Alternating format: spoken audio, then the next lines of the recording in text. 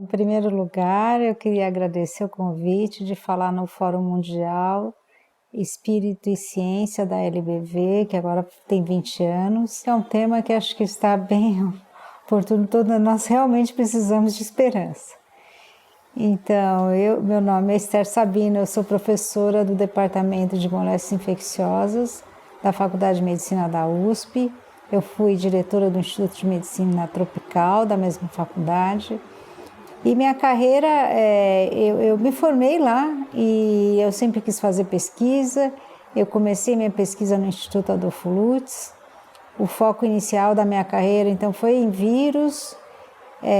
E eu, na época, era epidemia de HIV e eu fui fazer meu treinamento nos Estados Unidos, trabalhando com esse vírus para entender também a diversidade genética. Estavam começando as técnicas de biologia molecular e de sequenciamento viral.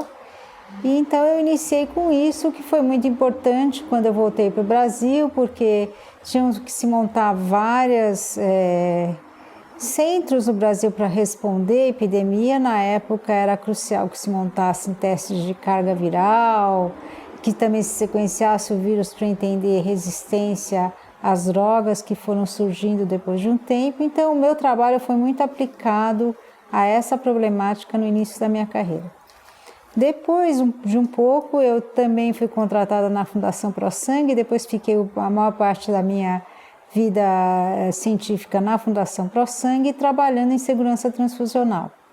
Então, segurança transfusional, a gente quer entender como fazer o melhor diagnóstico das doenças, que novos agentes podem ser transmitidos pelo sangue, como que é o papel do doador, como fazer para trazer mais doadores e entender as motivações. Então, com isso, eu também comecei a estudar a doença de Chagas, que é uma doença que pode ser transmitida pelo sangue, e aos poucos fui expandindo nessa área de doença de Chagas, para não só fazer a parte relacionada a banco de sangue, mas também para entender melhor a doença.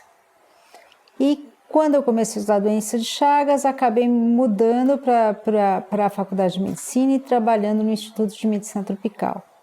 E aí, nesse contexto, a ciência que eu comecei a fazer focou um pouco mais nas doenças negligenciadas e na resposta a epidemias. Então, quando a epidemia de Zika aconteceu no Brasil, eu tive a oportunidade de conhecer as pessoas do Reino Unido que tinham desenvolvido uma tecnologia nova que tinha sido aplicada na epidemia de Ebola, que é um pequeno sequenciador desse tamanho, que é muito fácil, você leva na bolsa, você pode levar onde você quiser e é possível fazer sequências de novos agentes usando essa ferramenta.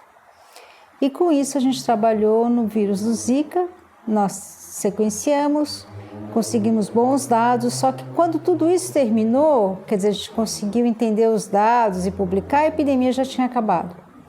Então, nosso foco desde aquela época até agora foi como que nós vamos fazer para que os dados sejam produzidos durante a própria epidemia. Ela tem que ser feita em tempo real, para que o dado possa ajudar a própria epidemia no momento que ela está acontecendo. Então, desde então, nós temos trabalhado nesse outro novo projeto, que tem o apoio da FAPESP e também do Medical Research Center, que é um centro lá na Inglaterra, e com o objetivo de estudar quais os vírus, ou como responder, detectar uma nova epidemia, entender a diversidade, entender como esses vírus estão evoluindo. O primeiro trabalho que a gente fez foi em febre amarela, o ano passado. Esse estudo recebeu recursos em março do ano passado. E nós estávamos trabalhando com dengue e febre amarela quando surgiu a epidemia do Covid na China. Então, rapidamente, a gente pediu todo o material que precisava para sequenciar, bem antes que o vírus tivesse chegado. Ele já tinha chegado na Europa, então os nossos colaboradores ingleses já tinham feito as compras para poder fazer sequenciamento e eles enviaram para a gente, então estava tudo pronto para que, se chegasse o vírus, a gente conseguisse sequenciar rapidamente. E foi o que aconteceu. Então, esse projeto logo sequenciou e nós continuamos sequenciando. o que a gente descobriu com o corona é que mais de 100 isolados diferentes entraram no país, mas só 3 deles é que se realmente conseguiram expandir e tornar a epidemia como ela é hoje. E essas três indivíduos iniciaram a epidemia mais ou menos no final de fevereiro, começo de março. Então, esse tipo de dado que você tem, dessa vez nós tivemos os dados cerca de 2 meses depois do início da epidemia. As primeiras sequências foram logo e esse dado, toda essa análise, a gente já estava publicando em junho, antes mesmo, enquanto a epidemia estava crescendo. Então, são dados que podem explicar mais ou menos e nos deixar não tão escuros em relação ao vírus que está circulando. Existem 7 coronavírus com esse no mundo. 4 deles são comuns. A gente se infecta, tem um resfriado para crianças e para algumas pessoas ele pode gerar um quadro mais grave, mas em geral são os coronavírus humanos. Nos últimos 20 anos, entraram na população humana 2 novos coronavírus. Então, esses novos agentes, eles vêm em geral de animais. No caso, o coronavírus, ele é comum nos morcegos e também nos roedores. Então, nesses animais, esse vírus não causa nada. Mas ele vive pulando espécie, então ele consegue sair do morcego e entrar em outras espécies animais. E quando ele entra, dessa outra espécie, às vezes fica mais fácil também para chegar na nossa espécie. Então a gente não sabe bem o caminho que levou a este coronavírus sair do morcego e entrar na nossa espécie. Mas isso de alguma forma aconteceu, provavelmente existe um outro animal intermediário que a gente não encontrou ainda. E quando isso aconteceu, a gente não sabe exatamente. Mas por que a gente fala que vem de um animal? Porque toda a sequência, a história é condizente com isso. Primeiro que acontece isso sempre. Pode parecer uma coisa que para as pessoas parece, nossa. Não, mas vários vírus, inclusive o HIV. O HIV é o exemplo clássico de um vírus que pulou uma espécie, no caso o chimpanzé. E isso aconteceu, as pessoas acham que foi na década de 80, não. Ele pulou a espécie humana na década de 20 do século, quase 100 anos que o HIV saiu do macaco e foi para a espécie humana. Só que foi em lugares em que uma pessoa não encontrava a outra. Então, uma hora ficavam 5, outra hora ficavam 10 pessoas infectadas, mas não tinha uma epidemia. Essa epidemia só foi acontecer porque a partir de um determinado momento começou a ter muito êxodo rural na África. E essas populações que viviam perto da floresta começaram a ir para áreas muito pobres na África e também teve grandes epidemias de doenças sexualmente transmissíveis. Tudo isso ajudou o vírus a espalhar. Então o vírus chegou nos Estados Unidos em 77. E só foi descoberto em 81, ficou 4 anos circulando nos Estados Unidos sem ninguém perceber. Então isso é uma coisa que a gente tem que entender, que primeiro, esse vírus até que foi bem rápido, quer dizer, a gente acha que entrou na China, começou a crescer na China no comecinho de dezembro e só foi percebido no final de dezembro. Mas normalmente o que acontece é você não perceber que o vírus está circulando. Por exemplo, no caso da Zika, todo mundo estava preocupado com as Olimpíadas. Mas na verdade o vírus tinha entrado 18 meses antes da data que foi detectado e provavelmente houve transmissão durante a Copa do Mundo para vários países da América Latina. Então a gente não percebe que um vírus novo está circulando, a não ser que a gente mude o jeito da gente fazer vigilância e faça uma vigilância muito mais ativa do que a gente faz. Por isso que uma das coisas importantes quando essa epidemia for controlada é que a gente repense como nós estamos fazendo a nossa vigilância e que essa vigilância precisa ter recursos e precisa ser feita de forma sistemática. O custo de uma epidemia é muito maior, infinitamente maior do que o custo de você manter os sistemas capazes de detectar rapidamente um novo caso. Se a China tivesse conseguido detectar em uma semana os casos, talvez a história fosse diferente. Eu acho que isso é importante, e se não fosse na China e se tivesse sido no nosso mercado, a gente ia detectar em uma semana? São Paulo é uma cidade grande, como Wuhan, então a gente precisa ter sistemas de detecção. Tem muito morcego aqui na cidade mesmo de São Paulo, e não existe só coronavírus nos morcegos da Ásia. Então, eu acho que a gente precisa entender os vírus que estão circulando, cuidar do nosso meio ambiente para que esse tipo de mudança dos animais não acabem trazendo novos agentes. E está organizado para detectar logo quando alguma coisa diferente aconteça. É muito importante numa epidemia você conhecer o agente que você está trabalhando, quanto ele muda com o decorrer do tempo, porque as mudanças no vírus podem gerar problemas para quem produz vacina, para quem produz medicamento, para os testes diagnósticos. Então, essa mutação precisa ser monitorada para a gente saber e ter respostas para esse tipo de problema. É lógico que esse vírus ele muta bem menos que os outros, então o impacto das mutações é menor, mas para outros agentes é fundamental você porque é muito rápido. Esse está adquirindo mutações, mas não tão rápido quanto seria quanto acontece com outros agentes. A busca da vacina, ela é fundamental nesse caso. Eu acho que é uma das coisas de por que a gente tem que apoiar a ciência e uma das respostas que a ciência tem que dar para a população com o dinheiro investido. Então, não é uma questão tão simples, é assim, o fato do vírus não mudar tanto já ajuda muito quem vai desenvolver vacina. É muito mais difícil fazer uma vacina para um vírus que vive o tempo inteiro mudando. Então, isso já foi uma boa notícia. E em relação a vacinas, existem inúmeros formatos que as vacinas podem ter. Nesse caso, é a primeira vez que você vai ter vacinas feitas de tantas formas diferentes. Agora, o desenvolvimento da vacina é um processo. Tem desde você usar vários casos em que você conhece o arcabouço de outros vírus, você coloca esse agente para expressar suas proteínas, né? Colocar as proteínas desse novo vírus no outro. Então, tem vários jeitos de fazer, desde você simplesmente pegar o vírus e matar o vírus, deixar ele inativado, como a gente chama, ou fazer um vírus que é atenuado, ele continua crescendo, mas muito pouco, você tira alguns pedaços dele, ele não consegue replicar tão bem.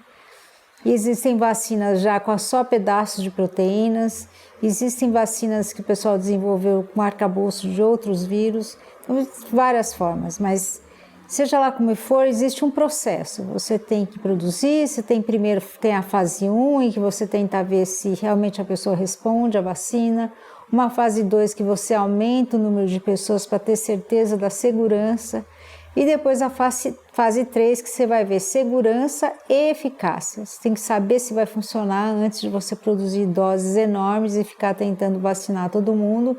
Então você precisa ter isso certo. E como são várias vacinas com vários desenhos, pode ser que algumas funcionem melhor que outras. É fundamental que a gente faça essa terceira fase, que é o que está acontecendo agora no Brasil. E é importante que isso, para você depois entender, porque você depois começar a vacinar e dar um monte de problema e você não tinha estudado, você não vai conseguir saber o que é problema da vacina, o que ia acontecer de qualquer jeito. Então essa fase é fundamental que aconteça, até para que as pessoas acreditem na vacina e se vacinem. Vai ser muito importante se a gente conseguir uma vacina, que muita gente vacine. É isso que vai poder bloquear e diminuir a epidemia. A ciência é uma forma é um trabalho, é uma forma, quer dizer, nós temos essa possibilidade de estudar e tentar entender a natureza. É uma dádiva, então, a gente tem que entender isso como um caminho que foi nos dado para a gente poder resolver os problemas que a gente enfrenta. A gente tem que usar a ciência como uma ferramenta que pode nos trazer benefícios, pode melhorar a vida das pessoas. Então, eu acho que esse é o papel da ciência para tudo, principalmente numa epidemia. Então, é achar soluções e achar formas de a gente resolver um problema. e não ficar esperando que se resolva por si só. As coisas na vida dependem do esforço, algumas vezes do esforço de uma pessoa só e às vezes da própria humanidade de um grupo de pessoas. Eu entendo a ciência como essa ferramenta. Então, a minha expectativa é que realmente a gente consiga achar soluções, desde vacinas a medicamentos que melhorem, que facilitem o tratamento. Então, eu gosto de ver ciência dessa forma e eu gosto de estudar, eu gosto da ciência mais aplicada, que chega mais próximo da necessidade das pessoas, mas é fundamental, a ciência aplicada só acontece quando tem gente que também fez antes algumas perguntas que às vezes parece sem cabimento, mas são essas perguntas básicas que acabam também levando a uma melhoria do nosso entendimento e desenvolvimento de novas ferramentas que você nunca tinha pensado. Então, a ciência tem tudo isso, bem aplicada, ciência básica, e no fim são formas da gente entender o mundo que a gente vive, ou dar explicações, ou descrevê-lo. E eu acho isso muito importante. Então, assim, agora, falando de ciência, ciência hoje, principalmente na área de biomedicina, é algo caro. E também o que é caro é o tempo. Quer dizer, o tempo, você demora muito tempo para formar as pessoas. Então, a primeira coisa, a sua equipe tem que ter muito estudante, você não forma estudante de um ano para outro e as pessoas não começam a fazer ciência de uma hora para outra. Então, você tem que ter na sua equipe muitos estudantes. Um dos objetivos do cientista é formar pares, é formar esses novos cientistas que a gente sabe que demora 4, 5 anos depois que ele se formou na universidade, para ele realmente ter domínio e conseguir montar o seu próprio grupo de pesquisa.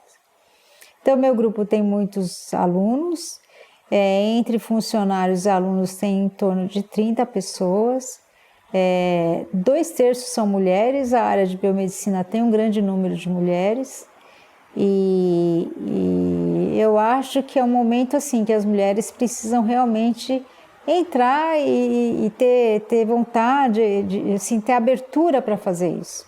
Então é uma área muito... eu acho que também tem uma coisa da mulher, de ser sistemática, de fazer a coisa... É um esforço contínuo. Eu acho isso eu acho que as mulheres deviam mais e pensar nessa área também como uma área feminina dentro dos vários trabalhos. Acho bem interessante. Então, a minha equipe tem gente de vários lugares, trabalhando nessas diferentes linhas. Então, eu entrei no Corona, mas continuo com pessoas estudando dengue, chagas. Eu não falei aqui também, mas nós temos um grupo grande de anemia falciforme, que é uma doença genética que depende muito do sangue, foi por isso que eu entrei em anemia falciforme. Então, são grupos e grupos multidisciplinares, com pessoas em vários pontos do Brasil. E então a equipe é mais ou menos assim, gente de várias áreas. Momentos de crise são tristes, né, com as pessoas, muitos familiares ou pessoas morrendo que a gente conhece. Por outro lado, também é um momento de reflexão. Então eu acho assim que se as pessoas tomarem esse momento como um momento de reflexão, pensar formas de mudar suas atitudes, também é um momento de que as pessoas precisam mostrar mais ainda a sua capacidade de serem solidárias, de pensarem nos outros, de viverem a vida, ver como pode ajudar e com isso a gente construir uma sociedade melhor. Então eu tenho esperança nesse sentido, de que esses momentos que as pessoas tomem conta de si, diminui um pouco. A gente passou momentos de grande rivalidade, ainda continua, eu acho que isso foi muito ruim para o controle da epidemia. Se a gente voltar a tentar achar soluções mais conjuntas, com as pessoas trabalhando junto, eu acho que é uma forma de a gente repensar o nosso país e melhorar a nossa comunidade. Então, eu vejo com esperança nesse sentido, as pessoas darem um tempo, respirar fundo e pensar o que a gente está fazendo e achar soluções melhores para trabalhar com o mundo, com o meio ambiente, com a solidariedade, com questões que a gente não pode deixar para trás e só pensar, nunca ter tempo para pensar no assunto. Então, acho que o mundo teve que parar, então já que paramos, vamos pensar bem e ver qual é a melhor forma de continuar a vida.